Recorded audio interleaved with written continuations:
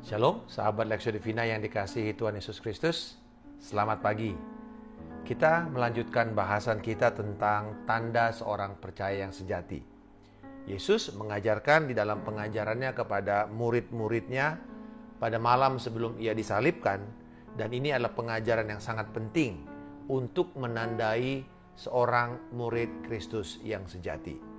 Yesus mengajarkan akan kasih, dan ini menjadi sumber dari segala sesuatu yang dilakukan oleh setiap orang percaya yang sejati. Episode kedua ini berjudul Saling Mengasihi, sebuah komitmen dan kapasitas rohani. Yohanes 13 ayat 34 dan 35. Aku memberikan perintah baru kepada kamu, yaitu supaya kamu saling mengasihi. Sama seperti aku telah mengasihi kamu, demikian pula kamu harus saling mengasihi. Dengan demikian, semua orang akan tahu bahwa kamu adalah murid-muridku, yaitu jikalau kamu saling mengasihi. Pernyataan ini kemudian ditekankan kembali oleh Rasul Yohanes dalam suratnya kepada jemaat yang digembalakannya dalam 1 Yohanes 3 ayat 11. Sebab inilah berita yang telah kamu dengar dari mulanya, yaitu bahwa kita harus saling mengasihi. Saling mengasihi di antara saudara-saudara seiman mungkin adalah tanda yang paling membedakan dari seorang murid Kristus yang sejati. Dan saya percaya ini adalah hal yang paling penting dari seluruh praktek kehidupan manusia, saling mengasihi. Nah, meskipun murid-murid Yesus setelah Yesus disalib dan kemudian dia bangkit, dalam proses 40 hari itu sampai nanti dia naik, dia tidak lagi berkumpul sesering mungkin dengan murid-muridnya. Jadi kehadiran Yesus secara ragawi itu sudah menjadi jarang. Tetapi murid-murid tetap mengalami sukacita penuh, terlepas dari situasi yang mereka hadapi. Bahkan ketika Yesus naik ke sorga pun, murid-murid gereja semakin bersukacita sekalipun mereka sedang mengalami aniaya berat. Kenapa? Pertanyaannya, apa yang membuat mereka tetap bersukacita sekalipun mereka tidak melihat lagi kehadiran Yesus secara ragawi? Ternyata karena Yesus memberikan perintah baru kepada murid-muridnya. Dan inilah perintah itu, yaitu saling mengasihi. Dan saling mengasihi ini menjadi tanda yang paling membedakan antara murid Yesus dengan kelompok-kelompok yang lain. Hal yang sama dengan kita sekarang. Setelah kita menerima Yesus, ada satu kemampuan atau kapasitas rohani yang diberikan Allah kepada kita, yaitu kapasitas untuk mengasihi. Mengasihi sama manusia, mengasihi bahkan hewan dan alam. Jadi kapasitas untuk mencintai itu lebih besar setelah kita lahir baru. Nah, pertama tentu kita diberikan kapasitas mengasihi Allah dan firman Tuhan. Kemudian diberikan untuk mengasihi saudara-saudara seiman dan kemudian kepada orang-orang yang belum percaya. Kasih seperti ini ketika memenuhi hati kita akan membuat kita mampu hidup mengatasi segala standar-standar dunia. Dengan kata lain, sistem hukum apapun yang ada di muka bumi ini, kalau kita hidup di dalam kasih yang Yesus ajarkan, maka kita tuh sebenarnya sedang hidup di atas standar dunia. Mari kita lihat Roma 13 ayat 8 sampai 10. Janganlah kamu berhutang apa kepada siapapun juga, tetapi hendaklah kamu saling mengasihi. Sebab barang siapa mengasihi sesamanya manusia, ia sudah memenuhi hukum Taurat.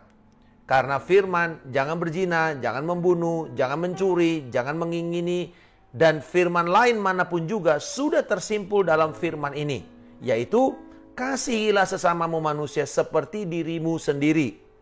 Kasih tidak berbuat jahat terhadap sesama manusia, karena itu kasih adalah kegenapan hukum Taurat.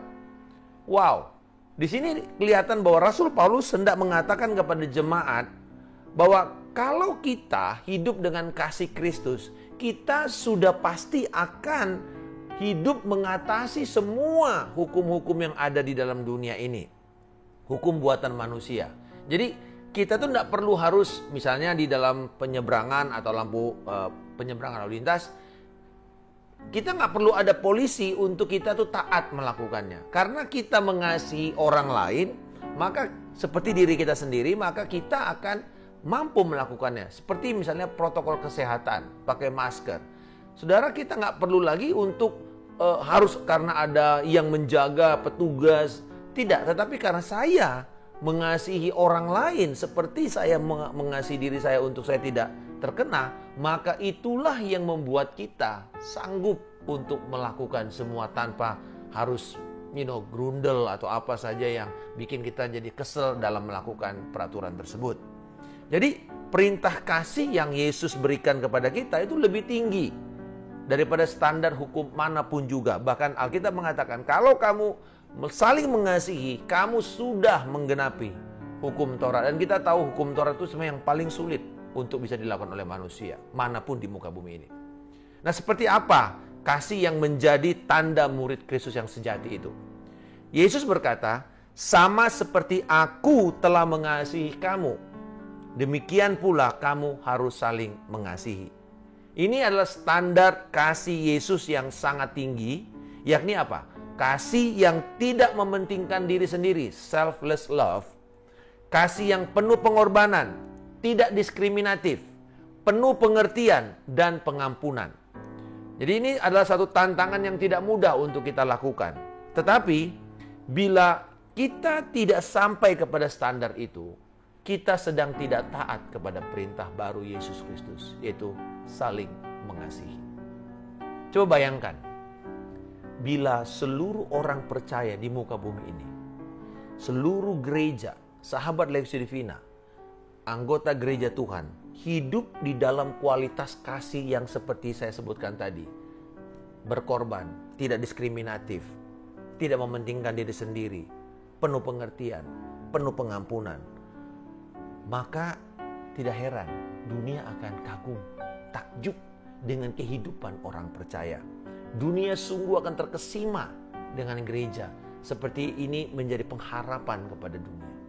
Tetapi sayangnya justru yang terjadi sekarang ini malah kebalikannya.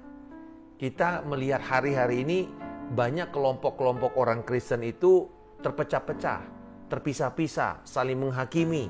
Terjadi di dalam sebuah gereja ada kelompok-kelompok klik-klik elit dan tidak saling berhubungan, tidak saling mau untuk berbagi atau bersekutu.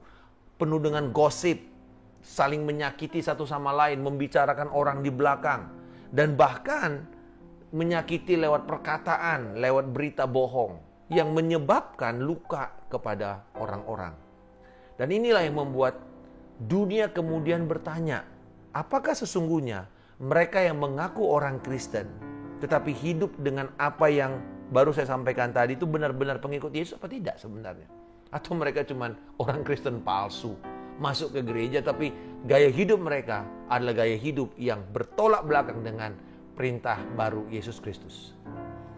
Apakah kita justru mempermalukan Kristus dengan perilaku kekristenan kita? Ini sebuah bahan perenungan kepada kita semua sahabat Legacy Divina. Nah, yang lebih berbahaya lagi, ternyata banyak bidat atau ajaran-ajaran sesat yang palsu dari kekristenan, justru mereka ini di mata dunia memiliki banyak dampak yang baik. Orang-orang dunia merasa, wah mereka bagus nih, mereka tuh peduli sama orang lain ketika mengalami bencana, oh mereka lebih dulu di sana. Tetapi pertanyaannya, dunia jadi bingung, mana yang sejati? Mana sebenarnya orang Kristen yang sungguh-sungguh mencintai Yesus? Karena ketika mereka melihat orang ini baik, tapi ternyata ajaran mereka justru adalah ajaran yang sangat menentang Kristus Yesus. Jadi di sini, ini ujiannya kepada kita. Bagaimana membedakan orang Kristen yang sejati dan yang palsu. Dalam bagian awal Yohanes 13, yakni dalam ayat 1-17. Di situ diceritakan mengenai Yesus yang membasuh kaki murid-muridnya. Dan di sini kita belajar sebuah prinsip mengasihi. Yaitu bahwa kata kunci mengasihi adalah kerendahan hati. Jadi kita tidak mungkin bisa mengasihi dengan tulus bila kita ini masih sombong. Orang sombong tidak punya kapasitas untuk bisa mengasihi sesamanya manusia. Karena dia kan fokusnya diri sendiri, bukan orang lain. Surat Filipi pasal yang kedua ayat 3 dan 4. Rasul Paulus mengingatkan jemaat Tuhan. Dengan tidak mencari kepentingan sendiri atau puji-pujian yang sia-sia. Sebaliknya hendaklah dengan rendah hati yang seorang menganggap yang lain lebih utama daripada dirinya sendiri. Dan janganlah tiap-tiap orang hanya memperhatikan kepentingannya sendiri, tetapi kepentingan orang lain juga. Inilah yang dilakukan oleh Yesus dan juga diteruskan kepada murid-muridnya, yaitu saling mengasihi. Nah, bagaimana caranya kita memperlihatkan kasih Kristus kepada orang lain, kepada saudara seiman maupun kepada orang-orang lain sesama kita? Yang pertama, kita harus segera mengakui kesalahan kita dan cepat untuk meminta maaf, minta pengampunan kepada mereka yang kita sakiti, baik oleh perkataan, sikap, atau perbuatan kita. Nah, bila kita sudah melakukan kesalahan terhadap seseorang dan tidak berusaha untuk menyelesaikan dengan cara yang benar, maka sebenarnya kita bukanlah orang percaya yang sejati, bukan pengikut Kristus yang sejati. Dan ini yang akan mempengaruhi orang Kristen lainnya, jemaat, tubuh Kristus. Kalau kita itu tidak cepat-cepat untuk minta maaf, kita menjadi sombong.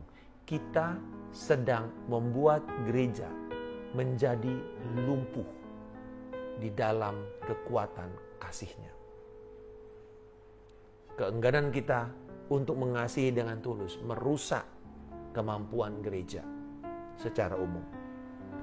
Dalam pengalaman saya 30 tahun lebih dalam penggembalaan, saya menyimpulkan bahwa kebanyakan kepahitan yang terjadi di antara orang percaya di gereja bukan disebabkan oleh perbedaan-perbedaan pemahaman terhadap doktrin atau ajaran firman Tuhan, penafsiran firman Tuhan. Sangat sedikit sekali itu prosentasenya.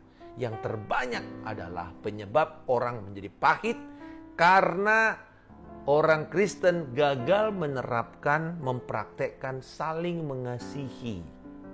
Tidak bersedia merendahkan hati, tidak bersedia merendahkan diri seperti yang dituntut oleh kasih dan perintah Yesus Kristus. Yang kedua, kita memperlihatkan kasih Kristus dengan mengampuni orang yang bersalah kepada kita. Ini bukan hanya tuntutan untuk kita mengasihi, tetapi sebenarnya ini juga adalah bagian dari doa yang diajarkan Yesus kepada kita setiap hari. Untuk kita berdoa melepaskan pengampunan kepada orang yang bersalah kepada kita. Jadi memang kelihatannya tidak adil ya. Kok kita yang disakiti malah kita yang mengampuni lebih dahulu. Tetapi inilah yang Tuhan inginkan kepada kita. Seberat apapun kesalahan orang lain terhadap kita, kasih menuntut kita untuk tidak membalas, melainkan melepaskan pengampunan dan memberkati orang yang bersalah kepada kita. Kembali lagi, standar kita bukanlah dunia, bukan diri kita. Standar kita adalah Kristus. Pertanyaannya, seberapa beratkah perlakuan orang lain kepada Kristus pada waktu dia di dunia? Jadi caci maki, ditelanjangi, dipermalukan, diludahi, bahkan sampai dibunuh di depan umum. Dipermalukan benar-benar. Tetapi apakah balasan Yesus? Bapa, ampuni mereka, sebab mereka tidak tahu apa yang mereka perbuat. Ini yang sebenarnya yang Yesus ajarkan kepada kita. Dan inilah yang harus kita hidupi setiap hari. Inilah yang membedakan kita dari kelompok-kelompok lain, yaitu kapasitas mengasihi tanpa syarat.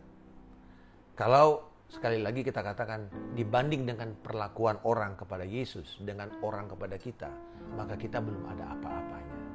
Jadi mari kita melihat dan mengacu kepada apa yang Yesus lakukan. Dan kabar baiknya, Kristus yang tinggal pada kita akan memampukan kita untuk melakukan itu kepada mereka. Jadi kasih yang sejati ini memang akhirnya menjadi sangat mahal ya. Karena mereka yang sungguh-sungguh mengasihi Kristus harus bersedia berkorban. Tetapi kabar baiknya sekali lagi, bahwa saat kita berkorban di dunia ini, justru kita mendapatkan keuntungan dan manfaat di dalam alam rohani, alam spiritual. Kemampuan kita menjadi semakin besar untuk hidup di dalam dan menyerupai Kristus Yesus. Karena menghidupi kasih berarti menghadirkan secara nyata kepada dunia Kristus dan tanda seorang yang percaya. Bapa di sorga, terima kasih Engkau memberikan aku kapasitas dan kemampuan untuk sebuah komitmen seumur hidupku, untuk saling mengasihi saudara seiman dan sesamaku manusia. Ampuni kesombongan dan keenggananku mengampuni dan meminta pengampunan dari mereka yang telah aku sakiti. Tolonglah aku Tuhan untuk melakukan perintah-Mu ini setiap hari untuk nama-Mu dipermuliakan. Dan aku bersyukur di dalam nama Tuhan Yesus Kristus. Aku telah berdoa dan mengucap syukur. Haleluya. Amin. Salam kemenangan. Saya Pendeta Markus Simanjuntak.